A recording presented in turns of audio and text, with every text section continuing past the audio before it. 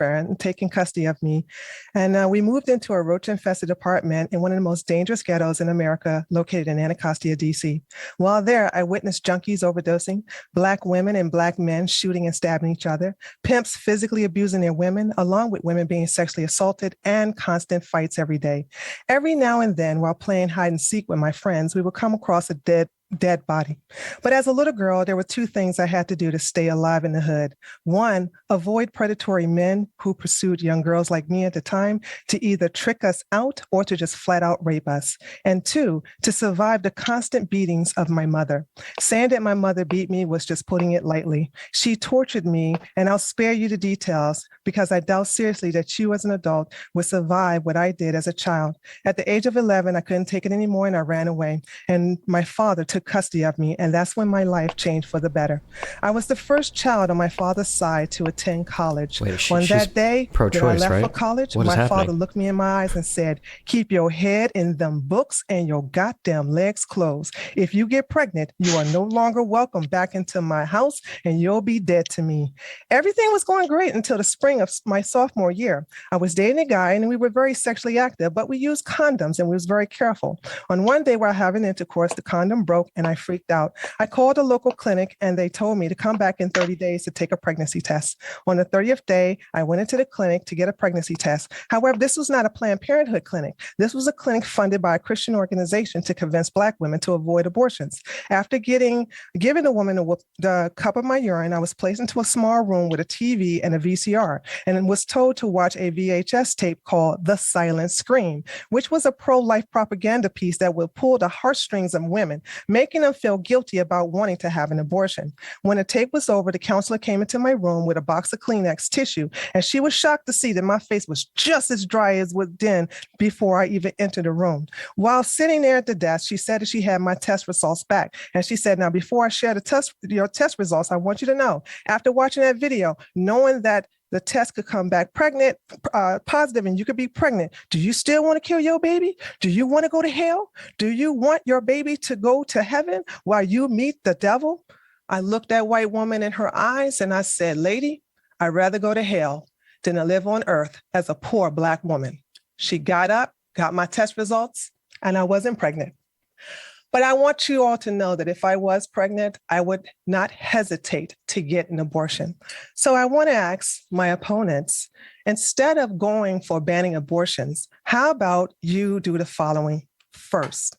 Eliminate child poverty, improve the maternity leave here in America, improve Medicaid and Medicare to help and also help fund health facilities that will help lower the maternal mortality rate among Black women, who, by the way, have the highest mortality rate than any other race in America, and improve the foster care in America, just to name a few. Why aren't you fixing these problems first instead of adding to it by trying to ban abortions? I yield. You got to thank you very much for those opening statements from the pro-choice side. We're going to kick it over to Rachel and Kendon for their openings as well. If it's your first time here at Modern Day Debate, folks, we're a neutral channel hosting debates on science, religion, and politics. We hope you feel welcome no matter what walk of life you are from. And don't forget to hit that subscribe button because we have plenty more juicy debates coming up in the future. With that, Rachel and Kendon, thanks so much for being with us. The floor is all yours.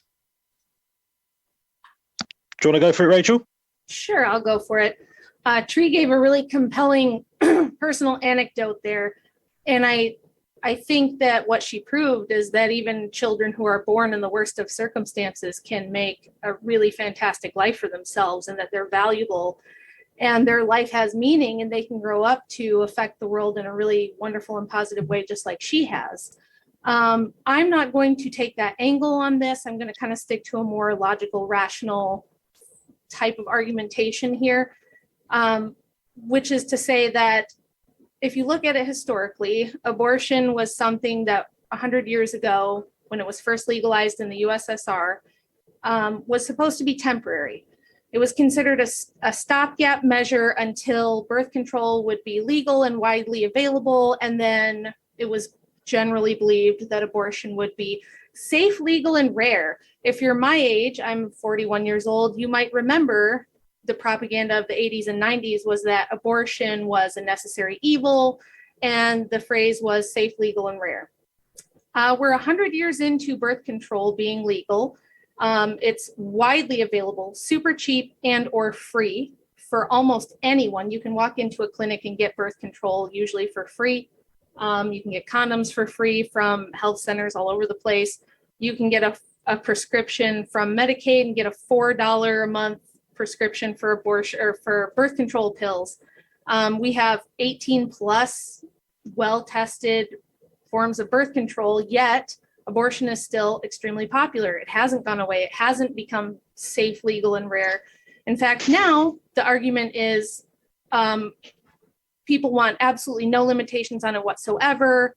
We have shout your abortion. We have people who are proud to have abortions. We have people who want to tell you how they've had multiple abortions and see it as like a fight the patriarchy kind of thing to have an abortion. You're pushing back against the system by doing this.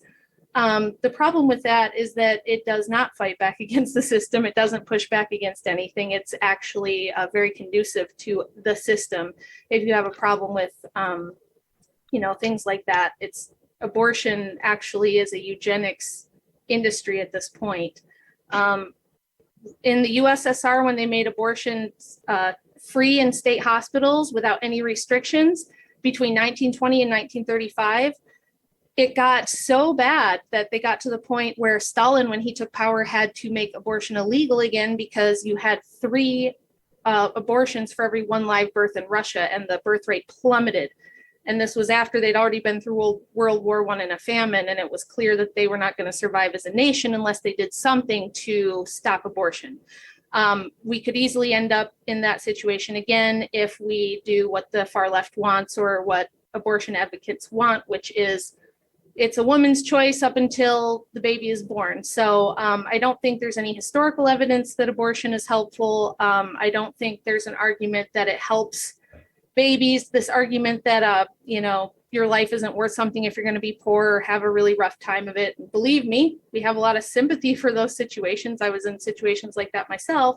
However, there's more to life than that. So my position is that it's a human life from conception, and that you wouldn't have to kill the baby if it wasn't murder. So.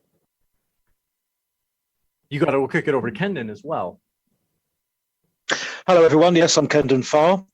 So much like Rachel, I'm not so much a pro-life as anti-choice. I don't believe that any human agency should decide whether an individual human life should end arbitrarily.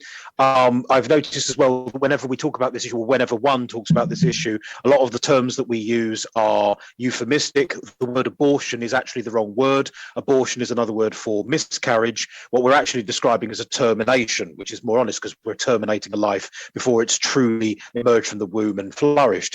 We also refer to clumps of cells as opposed to fetus or baby, to tied to anesthetize, is that the right word? Sort of to soften the blow, to massage the truth. It destroys human life, but not just human life, but all life chances, any impact that a human being might have. And I noticed that the personal autonomy argument only really applies in this issue. My body, my choice. You very rarely hear that phrase in any other context. Unlike death, I don't really care when the baby becomes conscious or not, because eventually, if left to its own devices, if it's a healthy, normal pregnancy, it will become conscious. So I'm mindful of the fact that consciousness is an inevitable part of the growth within the womb.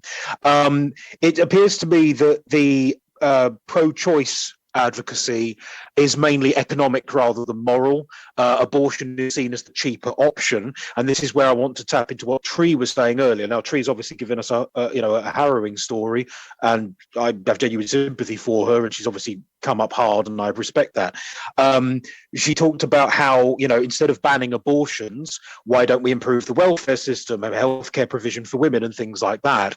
As someone who lives in northwest England, and as someone who has studied the American healthcare system quite intently, it's my opinion that the healthcare system in your country is a joke. No offense to any Americans listening. The problem is that because abortion is no longer just safe, legal, and rare, it's as common as cookies, there's no incentive to improve any of your welfare systems, because it's cheaper simply to kill the baby. In the same way, there's no, it's the difference between building shelters for the homeless and exterminating the homeless. Both would solve the problem of homelessness, but one of them is brutal and it's unconscionable. For me, abortion is unconscionable. You don't need